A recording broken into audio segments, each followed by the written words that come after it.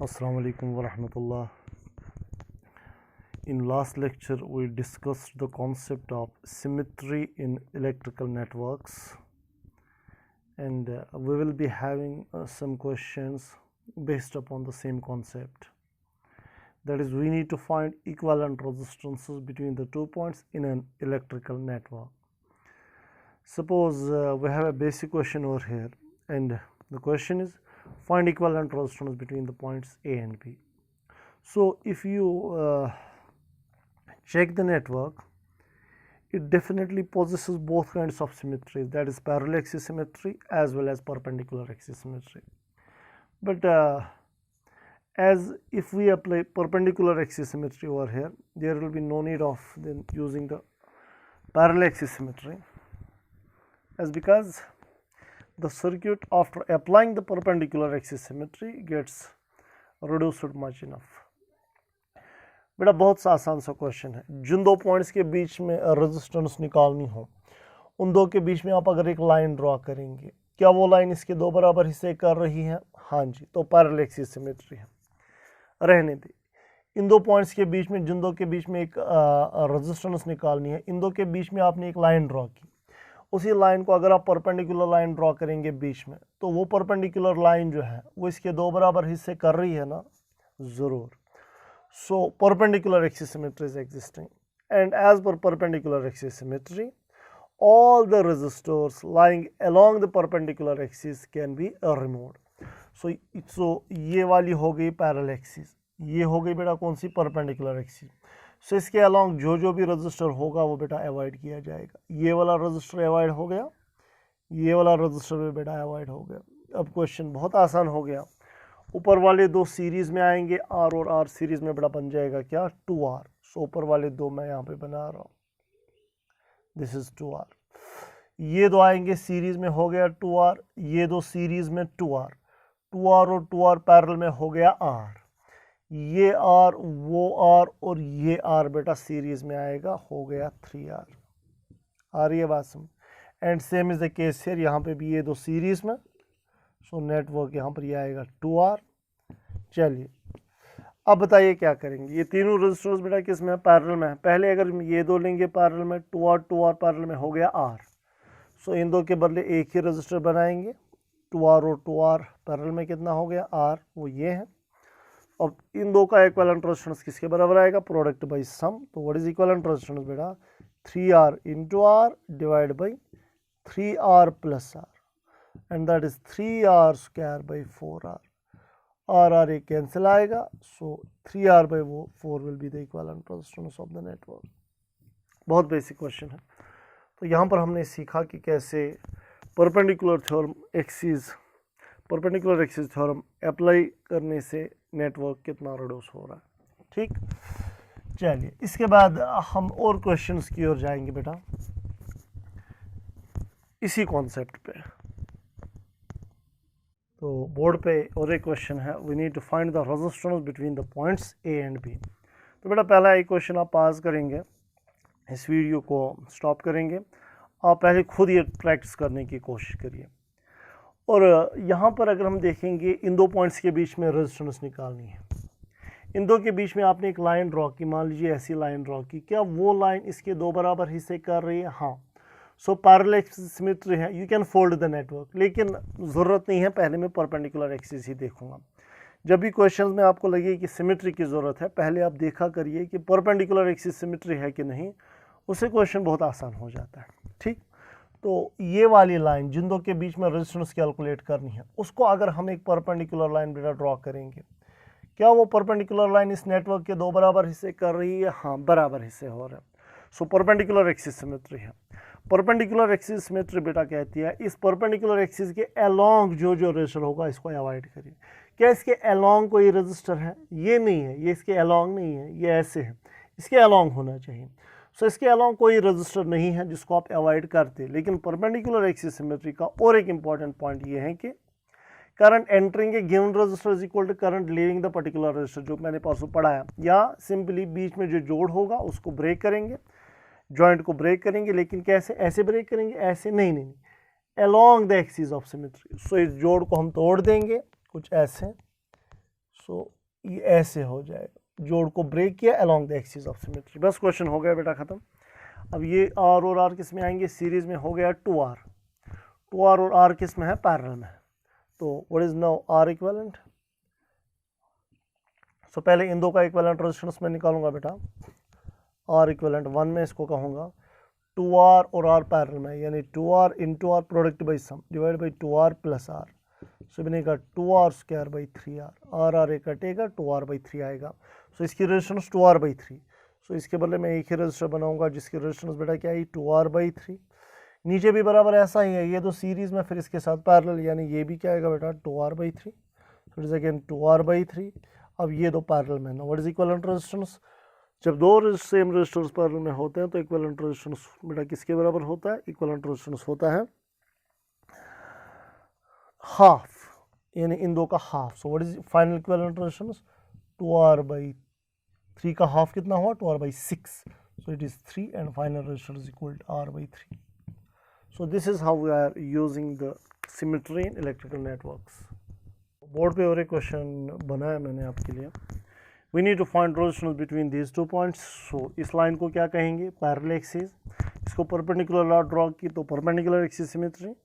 तो ये वाले रेजिस्टर्स अवॉइड होंगे, ये दो सीरीज, ये दो सीरीज, ये दो सीरीज, वो आपस में पैरेलल, यानी इसका आंसर आएगा 2R बाई 3 इसका आंसर आएगा। ये घर में खुद आप सॉल्व करेंगे बेटा, ठीक। तो ये और एक क्वेश्चन है जिसमें आप सिमेट्री का कॉन्सेप्ट यूज कर सकते हैं। Then we wish to find the resistance between the points A and B. Again, if we draw parallel line, perpendicular line, the line joining the observation joining the 2 points A and B, the line will be perpendicular and it will be perpendicular axis symmetry. और बेटा perpendicular axis symmetry हमें ये कहती है perpendicular axis के along जो भी register होगा वो अवॉइड हो जाएगा, यानी ये वाला रजिस्टर अवॉइड होगा, ठीक, ये वाला रजिस्टर भी अवॉइड हो जाएगा, ये वाला रजिस्टर भी बेटा अवॉइड हो जाएगा, because perpendicular axis symmetry is existing there. Now ये दो रजिस्टर्स बेटा सीरीज में आगे हो गया 3 3 6, ये दो रजिस्टर सीरीज में हो गया 6 और 6 हो गया 12, ये दो भी 12 बनाएंगे, ये दो बनाएंगे बेटा 6। तो अगर आप रिड्रॉ करना चाहेंगे नेटवर्क को, if you try to redraw the network, it will look like this 6 12 12 6 6 12 12 6, यानी ऐसा, दिस इज 6, ये वाला है बेटा 12, ये वाला है बेटा 12 एंड अगेन दिस इज 6, ठीक है ना। अब बताइए ये दो पॉइंट्स के बीच में बेटा रेजिस्टेंस कैलकुलेट करनी पड़ेगी आप लोगों को। 12 और 12 हो गया पैरेलल में 6, हाफ होता है ना। सो इन दो के बदले एक ही रजिस्टर बनाएंगे जिसकी रेजिस्टेंस कितनी होगी 6। अब ये तीनों रजिस्टर्स किस में है, पैरेलल में, तो व्हाट इज इक्विवेलेंट रेजिस्टेंस, चूंकि ये सारे सेम है तो इक्विवेलेंट रेजिस्टेंस आएगी एक resistance value divide by number of registers in parallel, that is 3 and this is 2 ohm will be the resistance of the network. So आप देख रहे हैं यहाँ पे कि हमारे नेटवर्क्स जो है वो बहुत बेसिक बन जाते हैं जब आप लोग सिमेट्री का कॉन्सेप्ट यूज़ में लाते हो, ठीक। तो एक बहुत ही अच्छा क्वेश्चन है सिमेट्री पे कि थोड़ा अच्छे से अंडरस्टैंड करने की कोशिश करेंगे, ठीक है बेटा। देखिए क्वेश्चन क्या है, हमारे पास एक नेटवर्क है कुछ ऐसा, तो ये वाले क्वेश्चन में बेटा अगर हम देखेंगे, ये वाले क्वेश्चन में 2 पॉइंट्स दिख रहे होंगे आपको ए और बी।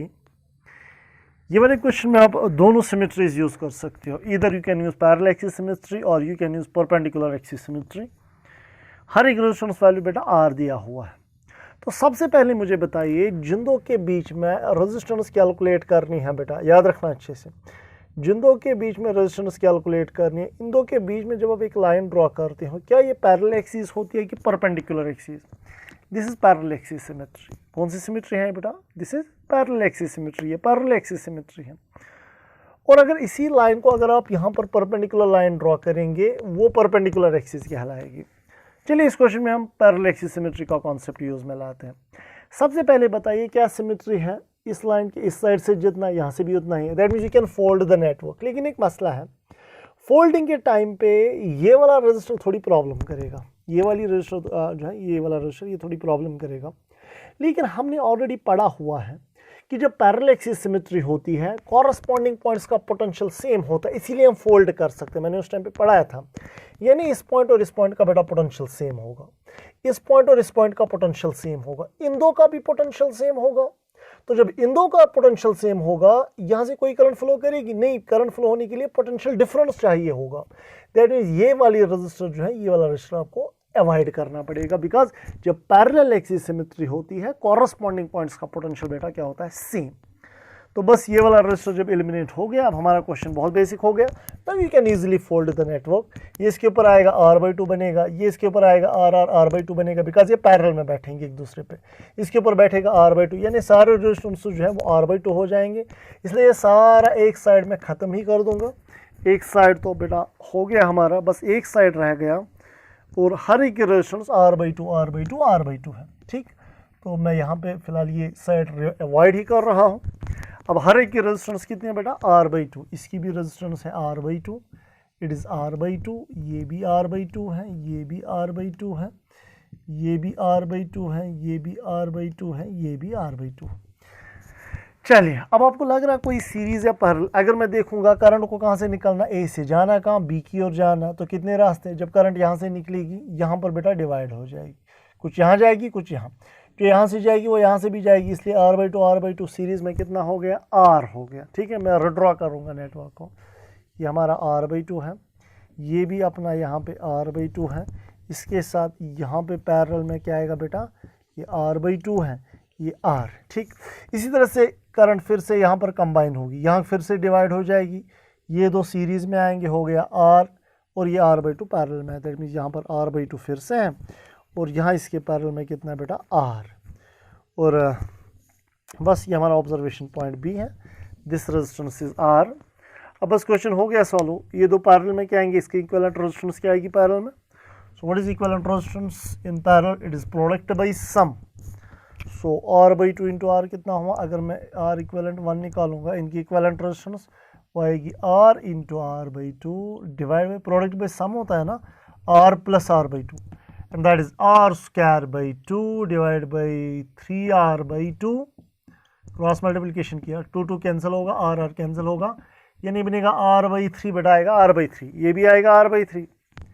ठीक है ना, r square by 2 it is 3r/2, 2 cancel होगा, r/3, ये भी r/3, ये भी r/3। दैट मीन्स ये तीन जो है, अब ये तो बस हो गया, इसके बदले में लिखूंगा r/3। इन दो का इक्विवेलेंट क्या आ गया बेटा, r/3। अब ये तीनों किस में, सीरीज में। So what is r equivalent, r/3 plus r/3 हो गया 2r/3 प्लस आएगा r, so that is equal to 2r plus 3r/3 and that is 5r/3। This will be the equivalent resistance between these two points a and b। Simple है ना, तो ऐसे आप easily solve कर पाएंगे question कोई भी। तो ये और एक क्वेश्चन है, शायद आप लोगों को ये खुद आए। ये ऐसे क्वेश्चंस ऑलरेडी हम कर चुके हैं, लेकिन वहाँ पर मुझे इन दो पॉइंट्स के बीच में रेजिस्टेंस निकालनी होती थी, फिर मैं व्हीटस्टोन ब्रिज अप्लाई करता था, क्वेश्चन हो जाता। लेकिन अभी हमारे पास ऑब्जर्वेशन पॉइंट्स ये दो हैं, we need to find the equivalent resistance between these two points A and B. तो सिमेट्री का कॉन्सेप्ट यूज़ करेंगे बेटा। ठीक है, तो इन दो के बीच में जो लाइन आप ड्रॉ करेंगे वो कौन सी लाइन कहलाती है, दैट्स कॉल्ड पैरेलल एक्सिस। क्या सिमेट्री है, ये पैरेलल एक्सिस हो गई, इसके एक साइड से ये है, दूसरे साइड से सेम आ रहा है, सो पैरेलल एक्सिस सिमेट्री तो है। Now you can fold the network, लेकिन ये प्रॉब्लम करेगा ये वाला रजिस्टर। लेकिन जब पैरेलल एक्सिस सिमेट्री होती है, कॉरस्पॉन्डिंग पॉइंट्स का पोटेंशियल बेटा सेम, इस पॉइंट और इस पॉइंट का पोटेंशियल क्या होगा, सेम। तो यहाँ से कोई करंट फ्लो करेगी नहीं, इसलिए ये वाला पहले अवॉइड करेंगे। अब बस क्वेश्चन हो गया सॉल्व, इसको इसके ऊपर बिठाएंगे बिकॉज पैरेलल एक्सिस सिमेट्री है। r पैरेलल में क्या आएगा बेटा, r/2, ये r पैरेलल में आएगा r/2, इसको तो कुछ नहीं होगा, ये तो r ही है, इसके ऊपर तो कोई नहीं बैठेगा। बस क्वेश्चन हो गया हमारा ख़त्म। r/2 सीरीज़ में है, बिकॉज करंट को a से निकालना है, जाना b की ओर, दो रास्ते हैं, यहाँ से जो करंट जाएगी वो यहाँ से भी जाएगी, सो ये दो सीरीज़ में आ गए, दैट मीन्स r, वो r और r फिर पैरेलल में आएगा, इसलिए इक्विवेलेंट रेजिस्टेंस बेटा किसके बराबर आएगी, it will be equal to r/2। So आज मैंने आपको एक ऐसे क्वेश्चंस कराए जो सारे बेस्ड थे किस पे बेटा, वो सारे क्वेश्चंस जो थे ये सिमेट्री के ऊपर बेस्ड थे।